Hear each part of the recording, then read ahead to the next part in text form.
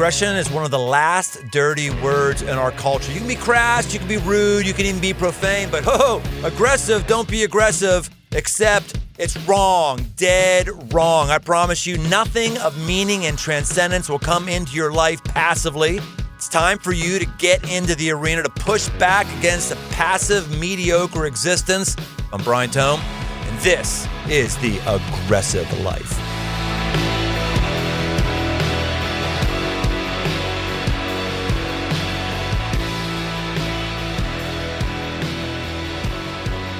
Welcome to another episode of The Aggressive Life. Today we're going to cross over a little bit. Yeah, we're going to cross over a little bit. Some people might accuse me of jumping the shark. You know what's really bad? When not only do you know what jumping the shark is, but you're old enough to remember watching the original episode when it aired in your parents' living room. Fonzie jumping a shark in Happy Days. Anyway, some people would accuse me of that today, because today I'm going to have on a guy who's a motivational guru. Oftentimes people who are known as being motivational gurus are pushing us. They're pushing us. They're not just dropping phrases that sound interesting. They're pushing us to go to another level. They're pushing us to actually win. There's no participation medals or participation trophies in life. If all you're doing is participating, you are losing. Loser. So today, we're going to have somebody who is winning. He's winning in multiple areas. You keep hanging in on this, and I think your jaw is going to drop as you learn some things. He hasn't always won. Actually, he's actually done his fair share of losing, which we're going to get into today as we talk about Tyler Jack Harris. Tyler Jack Harris is a force of nature, but he didn't start that way. In 2014, he hit rock bottom after a failed marriage and business. He was broke, in debt, and out of shape. Worst of all, playing the victim. Then something snapped. He picked himself up and got to work. He sold over 8,000, yes, I said 8,000 life insurance policies in the last 3.5 years. How? One-on-one, face-to-face. He did it by spending over 200 plus nights each year in a hotel, working 16 plus hour days. Today, he's a social media influencer with nearly 140,000 followers on Facebook, 50,000 on Instagram. His motivation brand has over 1.1 million followers with a combined social media reach of over 49,000 people every week. He hosts 2 podcasts. He creates daily content to motivate and inspire his followers to move. He's created over 5,000 pieces of content in the last 2.5 years. How does he get to this point? Well, in a word, aggression. Tyler Jack took ownership of his life and started moving, and now he's reaping the rewards of that focus, and I'm excited for him to motivate us to do the same today. Welcome to The Aggressive Life, Tyler Jack Harris. Man, it's a pleasure to be here. Well, here's my first question. Have you always been Tyler Jack? Because that's pretty awesome. Tyler Jack, or been Tyler, Ty. How long have you been Tyler Jack? I was born Tyler Jack, but never called Tyler Jack. But in the world of trying to figure out an Instagram profile that isn't like the real Tyler Harris or the Tyler Harris, I just threw my middle name in there and we went with it. I like it. I like a Tyler Jack. You know, it wouldn't work for me. I'd be like Brian Douglas Tome. That doesn't work. But Tyler Jack, gonna get me some Jack. Yes, I like it. Well, let's go back to a painful place, because from what I've come to know about you, the stuff that is really aggressive came from a place of pain. Mm-hmm. Take us back to that painful place and what was just difficult for you. Yeah. So, I mean, I grew up in a good home, had a really good upbringing, and then life happened to me. And I think, ultimately life happens to all of us. I was fortunate in having it happen to me at a pretty young age, but I had went through a failed marriage. I had a wife that had an affair, and after trying to make that work for a little over a year, it ultimately ended in divorce. And around that exact same time, I had a failed business, and those two things really in combination kind of spiraled me out of control. A lot of depression, and just found myself in a place where really I had a fear of going all in again, for fear that it'd be taken away from me, because I'd gone all in on my marriage, felt like it was taken away from me. All in on this business, felt like it was taken away from me. So this fear of, really making any full effort attempt on anything just left me in this place of playing a victim for about 2.5 years of my life, and not wanting to go all in and see that potentially taken away from me once again. Ultimately, playing the victim is there's no extra strategy there. Right. And, but that's where I was. And, my confidence had been beaten down and was at an all-time low. And as cliche as rock bottom is, it was rock bottom for me. So if someone cruises your social media platforms, which I have, it looks all good. It really does. It looks, and I mean that complimentary. It looks all good. But what oftentimes happens is that we drop out the story of our transition time. Let's go back there. Like you got your discipline going down right now, right? I mean, no one is going to be doing what you're doing right now without a level of discipline, without a level of self-mastery. But Correct. when you're feeling lower than a footprint, which you must have felt, how did you start taking baby steps to self-discipline and self-mastery? So a lot of that was one of the most cliche of all things, is taking a look in the mirror. But it was this moment of finally taking ownership and realizing that every single thing was my fault. That I was exactly where I was supposed to be based on the decisions I had made and the things that I had done. I get pushback a lot from people on that, especially when they talk about the marriage. Like, oh, you're saying that your marriage failure was your fault, that she had an affair, that was your fault. I'm like, well, let's think about it. If I had been the absolute best husband, created the absolute best environment in my household, would that affair still happen? Probably not. Maybe, but probably not. If I had been completely in tune with everything in my business and really thought about what was going on. Dude, that is huge right there. Let me just stop you right. That is amazing. What you just said right there, like nobody who's been cheated on ever says that. That's massive. Say that again, because some people need to hear what it looks like to man up and take responsibility. Just say that again. Yeah, so it's all your fault. I mean, it's those 3 words. It's all your fault. And because what's the alternative? Yeah. Playing the blame game and somehow thinking that other people's actions control your life. Like, you control your life. You control all of those things. And more importantly, you control how you react to those things. And same thing with the business. Like, it was completely my fault. And the thing about that is, it's so encouraging when you make that shift of taking full ownership of your life, because you realize that, hey, if I got myself here, as bad as things are, then I can get myself out of it. Because if it was my fault and if it was my actions that got me here, then it'll only be through my actions that I can get myself to where I want to go. And so that's the mindset shift. But then actually becomes like the effort and the work. And I talk about it and I call it waging war. Waging war on personal change. I love that. Which is quite aggressive. Damn straight it is. And so waging war, I was in a place where to get me out of where I wasn't going to take some seminar or a little bit of, self-development or, the law of attraction. It was going to be an all-out war to become a completely different version of myself.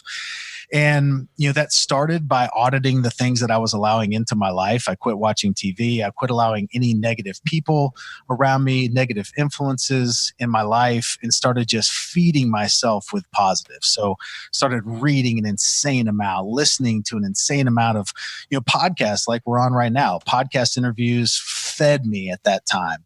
YouTube videos, audiobooks, sermons, just anything that I could get my hands on. I was traveling a lot. I was on the road a lot. And so I had hours and hours of time where I was just getting fed positive information, and then eliminating the negative, very quickly becoming a different person in the process. And it was really during that time that some mentors came into my life that really saw more in me than I saw in myself. At that time. And I say that they breathed life back into me because they really breathed confidence back into me, because they told me, what I was capable. They told me what they saw in me. And they gave me an opportunity in their business, which was an insurance business. I had zero interest in insurance. I still have zero interest in insurance, although we own a gigantic insurance agency. It's just a vehicle. We look at ourselves as a leadership development company disguised as an insurance agency. It's just a vehicle to help people become the best versions of themselves. But they gave me an opportunity, and it was the exact right opportunity for me to build my confidence because it was very fast-paced and transactional. I could go and put in effort and then see the reward instantly. And then I could go in and put twice the effort and see twice the reward instantly. And every time it would build my confidence. And I would go put in 5x effort and get 5x reward, and my confidence would grow. And I would do 10x. And there was never any end to the amount of work that I could put in that wouldn't produce the results on the other side. And that really, it built my confidence back up, which built my entire, just the way I carried myself. And, then started documenting that process on social media. And that's where everything really flipped for me. Yeah, you just touched really briefly on some things I want to go a bit deeper on. You mentioned not watching TV, cutting that out. And I think a lot of people don't understand. It's not about watching TV rots your soul or rots your mind. It's really about so much of what we watch with TV is not propelling us forward. The Bible says, as a man thinketh, so is he. And my thoughts, if they're controlled by people who are just freaking losers, and I mean by losers not trying to improve their lives, not grabbing life by the throat, not trying to overcome, just trying to play the blame game, I can't be who I want to be. Yep. You took control of your brain by eliminating things that were hurting your brain. And to me, it's all comes down to a capacity issue that I think the majority of people out there have no idea that they're operating out of like 30, 40% of their capacity. And they don't realize all of these things that they have in their lives that are stealing and robbing them of their capacity all throughout the day. And TV is one of those things. The news is the exaggerated version of TV robbing your capacity. But those little 5-minute, 10-minute here, 20 minutes here, as you calculate and add that stuff up in a day, you realize that, we only have so much time in the day. And I just made this hard decision that I was going to focus as much time as I possibly could on bettering myself. And so I had to eliminate those things because they were distractions and they were robbing me of time that could be building me up. And I was using it for, escapism or, to get away from the stress or, And I get that, and I understand, and people say, well, I need some time to just unwind. Like, I get it, but I can unwind with something positive just as well as I can unwind with something negative.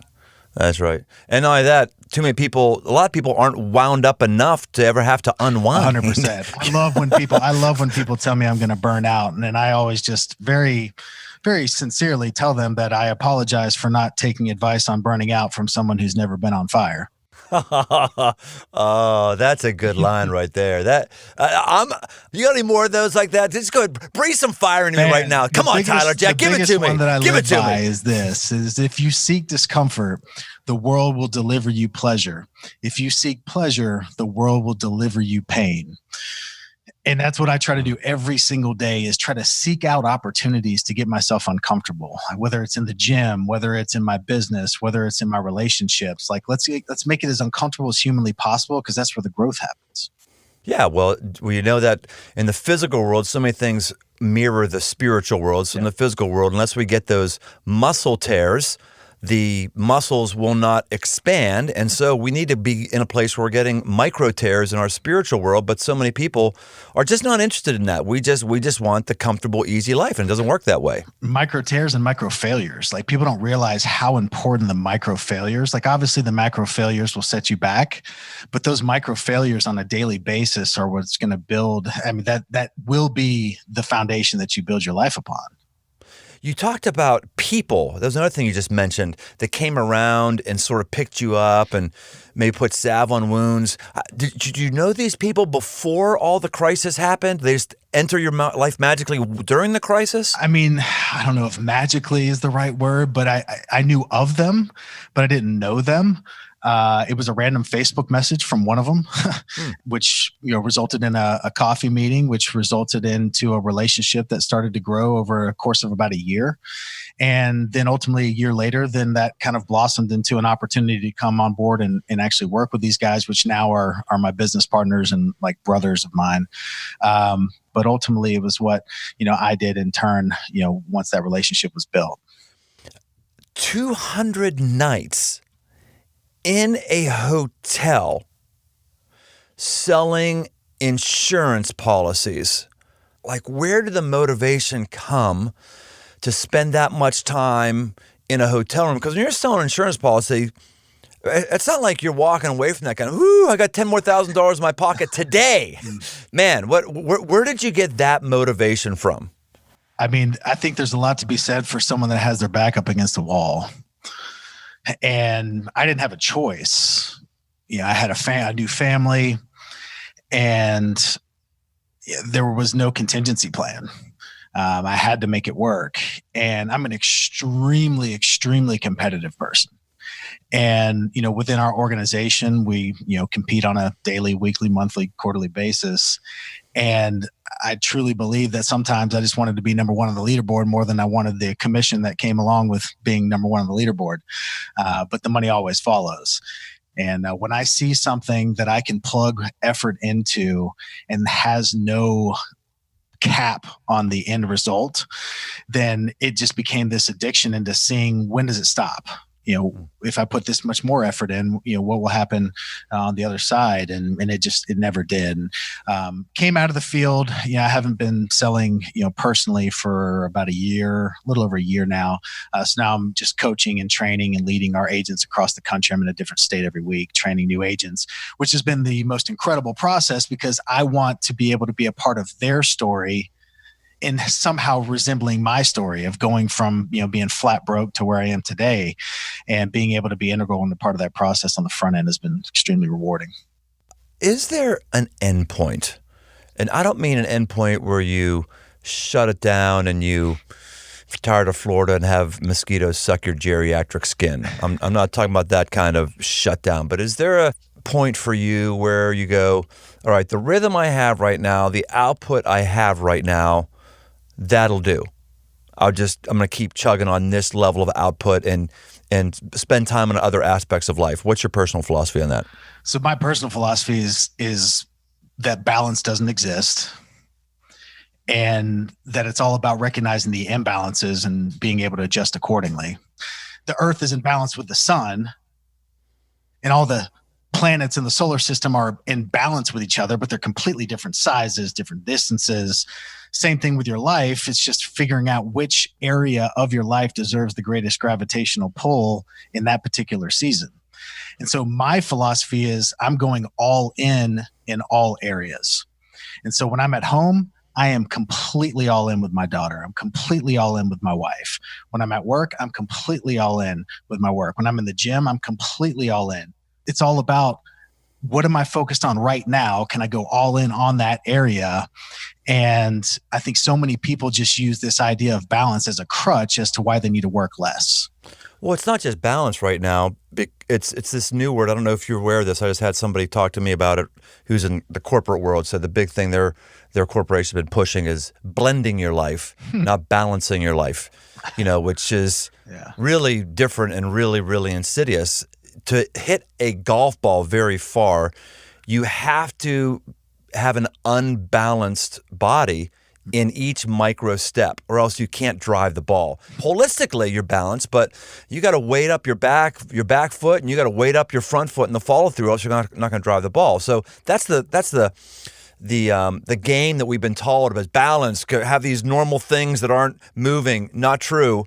But now I think what's even more insidious is this idea of, well, when you're at work, it's okay to take personal calls. When you're at work, we expect you to be able to leave and go close on your new house. And when you're at home, we expect you to be answering your emails. And when you're home, we expect you to be texting us your latest ideas. This blending is happening, and I don't think we're getting the potency because of it. And that's not what you're talking about. You're talking about being all in, not blending anything. It's workout time. It's freaking workout time. Not, I got a couple ideas I want to talk about next week.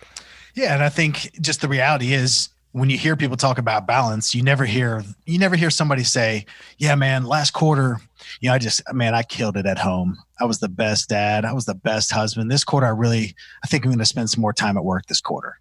That's never the conversation. The conversation is always, well, I need to work on my work-life balance. I'm going to start leaving the office at 4 instead of 5. Like, why?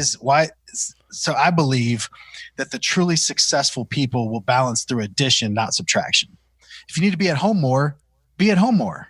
Doesn't mean you need to work less. It may mean you need to sleep less. You need to go to less happy hours on Wednesday night, Thursday night, Friday night. You need to hang out with your friends less, but it certainly doesn't mean you need to work less just because you need to be home more. And I think that, like we were talking about, how much TV people are watching. If people actually took an audit of their day and realized how much time they're just absolutely wasting, they would realize they have plenty of time to do absolutely everything and go all in on all areas of their life and quit complaining about things being out of balance. It sounds like what you're saying would be a lot easier to do if you were single, because when you're married, now all of a sudden you got somebody else's vibe you got to check into, and kind of slowing down and being relational and not being task oriented is kind of the name of the game of keeping a marriage going. So is there any like caveat you'd throw in there for how a relationship operates with these kind of values? Yeah, I mean, the only way I'm able to do what I do is because of the strength of my wife. 100%. And I've had people from time to time, they'll say stuff to me like, man, you got to stop traveling so much. You got to stop doing this, stop doing that. Like, you got a family. And I'll just look at them in the eye and I'll say, you're right. Spending 238 nights in a hotel in a year is not ideal. But I promise you, I spent more quality time with my wife than you did last year, and you were home every single night. So it's all about how would that happen? Because it's all about how intentional you are with your time. Like, if you're at home, but you're really on your phone and you're not really paying attention, and you're not doing a date night, and you're not actually communicating with your wife, and you're not spending real quality time with her, then there's a big difference between being present and being available. So yeah, you're at home, but you're not really there. You're not really engaged. But you're not home that much if you're out 238 nights a year. Not to be aggressive with you here a little bit. I'm just like, I'm not sure if I'm calling bullshit on you or if I'm asking you to explain more. 238 days, 238 days, right? So for me, there's been a big paradigm shift in the last year and a half. So the last year and a half, it's been like, I would say 125 days. There you go. You're giving us the whole story. Tyler Jack Harris tells the truth. But I would feel 100% confident going to 238, other than the fact that I wouldn't want to leave my daughter. Because my communication with my wife, it's all about the communication level of understanding that, hey, for the next 3 weeks, I got to be on the road this much, but in 3 weeks, we're going to go on a trip to, here, and let's look forward to that, and let's plan that now, and let's get on the same page with that. And it's all about establishing that level of communication where my wife can tell me at any point on any given day, hey, you've been traveling a lot lately. You've been doing some speaking engagements on the weekends, which is taken away. Like, I think you need to be home a little bit more. And my answer is 100% yes. Okay, great. And the first time I did that, it took 2 months, and I was home for 2 months. And then I went back right back out on the road. And then there's been times, 6-10 months later that she said, hey, need to be home a little bit more. Yes, I'm there. It's not that I don't want to be there. I'd love to be able to be there all the time. It's not like I want to be traveling and want to be doing these things, but it's just, means to an end. I'm curious, as a man of faith, how do you think about aggression? Most people think, people of faith are just sort of passive. They're just trying to be nice. They're trying to, not put their penis someplace it shouldn't go, and that's kind of the victory of life. You're doing a lot more than just not doing things you shouldn't do. Give me a primer. Give us a primer on why it is people of faith are aggressive. Jesus was not the, feathered hair blowing in the wind, carrying a sheep. Like, he was aggressive in everything that he did. And to me, aggression is all about intent and focus. It's not like this idea of like being angry. It's being intensely focused. Now, when some people are intensely focused, it comes across as being angry because there's passion. And so for me, an aggressive life of faith is living a life on purpose with a purpose, and knowing exactly who you are and that you're made in God's image, and looking at each area of your life and your faith. Like, I look at finding people that are far from God as aggressively as I look at squats that I did this morning in the gym. And it takes that level of intensity to actually be able to hang in and do something and make an actual impact. And so I'm very transactional. I'm very goal oriented. I'm very competitive. So, when I look at, my faith, I look at, how many people could I lead to Christ this month? And next month, could I lead 10 more? Wait a minute. You have an actual goal for something that matters in eternity. I just don't find that people of faith are about aggressively blessing people. That's what reaching people is, blessing people. You're blessing people with the ability to understand God, to know your Creator. And why is that always taking last place in our lives? I don't understand. Why do we have workout regimens, and we're all about setting goals for workout regimens, and we don't have a regimen for understanding who I know that doesn't know who Jesus is? I don't understand how we can be so goal-driven, getting my finances in order, but we're so ungoal-oriented as it relates to things that are important in the heart of God, which is people. Blows my mind and ticks me off. It is. It's the biggest disconnect that I see in this world is that people that claim to be Christians, if you're telling me that you believe in heaven and you believe in hell, but you're not willing to talk to your best friend about it, then I would say you actually don't believe in those things. Because if you truly believed in what happens when you have a relationship with God, then you would tell every single person around you about it. And so most people believe it. Well, those people can't tell their friend about it because they don't have any friends that are in a different place spiritually. That Jesus was accused of being a friend of tax collectors and sinners, and the average person, the average church in our country cannot be accused of that. And that assumption will be the greatest mistake that someone will ever make. That's right. Because we all assume, especially I'm in the Southeast, everybody assumes that everybody's a Christian down here. But they realize that they actually just got baptized when they were in the first grade because their parents told them to go do something, and they have zero relationship with God on a daily basis. We started having church here. This is not a faith. This is not a faith podcast. I'm not putting it out there as a faith podcast, but dude, this was great today. I'm never going to sell a life insurance policy, and you taught me a lot today. I'm very, very thankful for you and the time you took with us on The Aggressive Life. Any final thing? How can people follow you up or track you on social media? How would someone follow you or contact you?